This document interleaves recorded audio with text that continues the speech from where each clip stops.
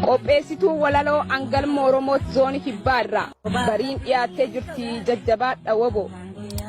Warqiin Oromootaa jaalala gumogon faccistuun roorrisaa simbirtuun bashaggan ististuun roorro sabaa qeerramsi gaargudan qaaliiwwan kaabaa kan walloo kamisee gootummaa Oromoo warnafxiin mul'isa. Korommiiwwan matakkal yaaddestooti gabroomsaa goototi ilbarbadaa jajjabduullee qangamaa joobirri gaar abba seenaa angaasuun gamlixaa oda bulluqiif urjiin lolaa jaallanku akkam naguma oda bulluqiif urjiin lolaa jaallanku akkam naguma moototi shanangi beccittuun itti gabrummaa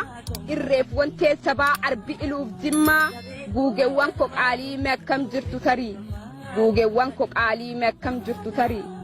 raastuun hunda diinaa jaallangin biif ayiraa sololiyaan jaardagaa jiittuun impaayiraa